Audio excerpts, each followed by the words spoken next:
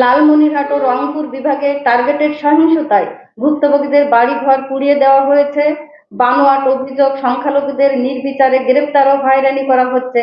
লালমনিরহাট হাতীবান্ধা উপজেলায় মন্দিরের শ্মশানের জায়গাকে কেন্দ্র করে যে অগ্নিসংযোগ ঘটেছে, সেখানে পরবর্তীতে একজনের মৃত্যু হয়। তাদের জমির ধান জোর করে কেটে নিয়ে যায়। প্রশাসনকে অবগত করার পরেও প্রশাসন নীরব ভূমিকা পালন করছেন। গোপালগঞ্জের কোটালীপাড়ায় গত 26শে নভেম্বর 2024 তারিখে শান্তিপূর্ণ আন্দোলন থেকে 8 জনকে পুলিশ থানায় নিয়ে যায় এবং মারধর করে। তাদেরকে ফিরিয়ে আনতে পরবর্তীতে অবস্থান কর্মসূচি করার 7 থেকে 8 ঘন্টা পরে তাদেরকে পুলিশ ছেড়ে দিতে বাধ্য হয়। পরবর্তীতে গত 1 ডিসেম্বর 2024 তারিখে পুলিশ বাদী হয়ে 55 জনের নামে এবং অজ্ঞাতনামা আরো 300 থেকে 400 জনের বিরুদ্ধে হয়রানিমূলক ও মিথ্যা মামলা দায়ের করে। আপনাদের লেখনীর মাধ্যমে দেশবাসীর প্রতিদিনের খবরাখবর জানতে পারছে। মানুষের বিবেকবোধ ও মানবাধিকার জাগ্রত করে আপনারা সদা সচেষ্ট। আপনারা বাংলাদেশের ধর্মীয় মাইনরিটি সম্প্রদায়ের সমস্যা ও সমাধান বিষয়ে সংবাদ সমূহ বস্তুনিষ্ঠভাবে সরকার সহ দেশবাসীর কাছে তুলে ধরেন। এর ফলেই দেশ বিদেশে মাইনরিটি নির্যাতনের খবর জানতে পারছে। প্রিয় সাংবাদিক ভাই ও বোনেরা, human rights Congress for Bangladesh, minority HRCBM এবং আজ আমাদের সাথে আসা ভুক্তভোগীদের পক্ষ থেকে আমরা এই সংবাদ সম্মেলন আপনাদের আন্তরিকভাবে ধন্যবাদ জানাই। সারা দেশে চলমান সংখ্যালঘুরা সংকটের সম্মুখীন হয়েছেন, এই বিষয়টি আমরা গভীরভাবে উপলব্ধি করছি। আমরা ক্ষতিগ্রস্তদের সাথে যোগাযোগ, তাদের সরাসরি বিবরণ, পদ্ধতিগত নিপীড়ন এবং সহিংসতার প্রমাণ উপস্থাপন করেছি। আর তা হচ্ছে চিন্ময় কৃষ্ণ ব্রহ্মচারীর নির্বিচারে আটকের ঘটনা।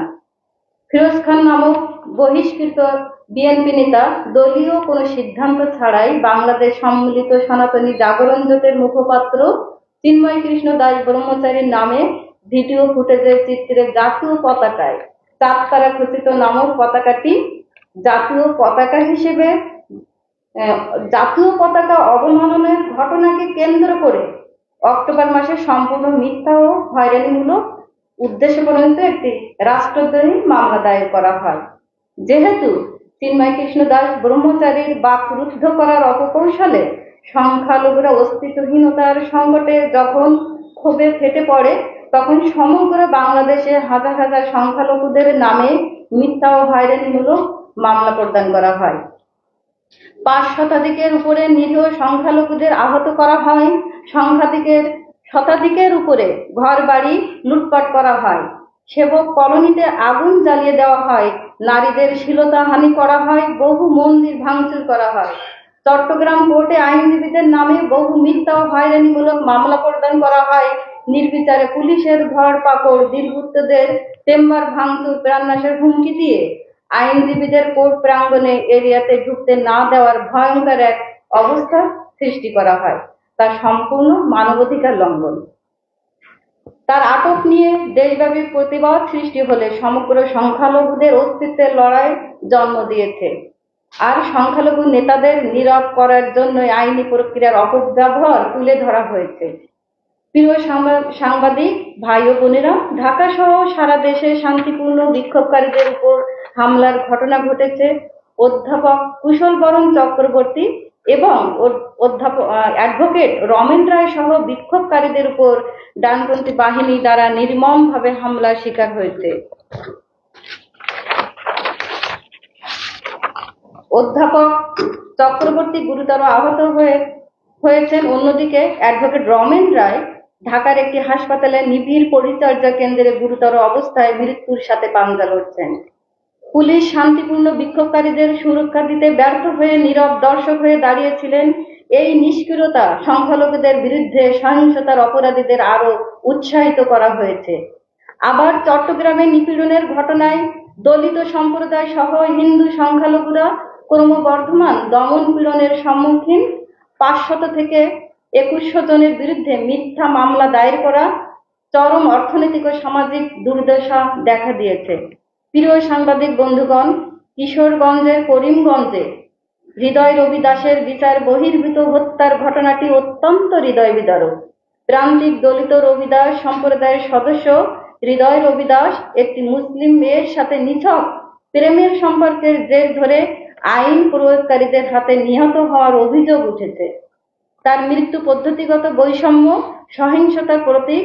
রবি দাস সম্প্রদায়, যারা বাংলাদেশের সবচেয়ে ঝুঁকিপূর্ণ সংখ্যালঘু, এই হত্যাকাণ্ড সামাজিক ও প্রাতিষ্ঠানিক পক্ষপাতকে প্রতিফলিত করে, যা দলিত সংখ্যালঘুদের জীবন ও মর্যাদাকে হুমকির মুখে ফেলেছে। এ ধরনের বিচার বহির্ভূত সহিংসতায় ন্যায় বিচার দাবি করছি। লালমনিরহাট ও রংপুর বিভাগে টার্গেটেড সহিংসতায় ভুক্তভোগীদের বাড়িঘর পুড়িয়ে দেওয়া হয়েছে। বানোয়াট অভিযোগ, সংখ্যালঘুদের নির্বিচারে গ্রেপ্তার ও হয়রানি করা হচ্ছে।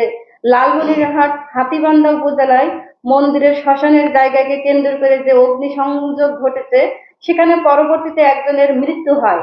তাদের জমির ধান জোর করে কেটে নিয়ে যায়। প্রশাসনকে অবগত করার পরেও প্রশাসন নীরব ভূমিকা পালন করছেন। গোপালগঞ্জের কোটালীপাড়ায় গত 26শে নভেম্বর 2024 তারিখে শান্তিপূর্ণ আন্দোলন থেকে 8 জনকে পুলিশ থানায় নিয়ে যায় এবং মারধর করে। তাদেরকে ফিরিয়ে আনতে পরবর্তীতে অবস্থান কর্মসূচি করার 7 থেকে 8 ঘন্টা পরে তাদেরকে পুলিশ ছেড়ে দিতে বাধ্য হয়। পরবর্তীতে গত 1 ডিসেম্বর 2024 তারিখে পুলিশ বাদী হয়ে 55 জনের নামে এবং অজ্ঞাতনামা আরও 300 থেকে 400 জনের বিরুদ্ধে হয়রানিমূলক ও মিথ্যা মামলা দায়ের করে। এমত অবস্থায় এলাকায় থমথমে অবস্থা বিরাজ করছে। নীলফামারী জেলার দোমার থানার নালাপাড়ার বুধো বর্মনকে প্রায় 121 শতাংশ জমির মামলা নিয়ে প্রাণনাশের হুমকি দেওয়া হচ্ছে। এই সম্পত্তিটি দেবত্ব সম্পত্তি, উনি একমাত্র সেবায়েত হিসেবে জীবিত, তাই ওনাকে জীবন নাশের হুমকি দেওয়া হচ্ছে। উনি প্রাণের ভয়ে আত্মগোপন করে জীবন কাটাচ্ছেন।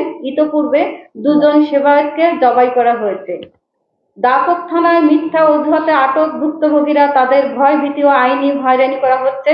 এসব ঘটনায় জাতিসংঘের কাছে আমাদের আবেদন করা হয়েছে, আর তা অবিলম্বে হস্তক্ষেপ এবং ন্যায় বিচারের স্বার্থে চিন্ময় কৃষ্ণ দাস ব্রহ্মচারী সহ মিথ্যা অজুহাতে আটক ব্যক্তিদের অবিলম্বে এবং নিঃশর্ত মুক্তির জন্য উকিল নিয়োগের সুযোগ দেওয়া।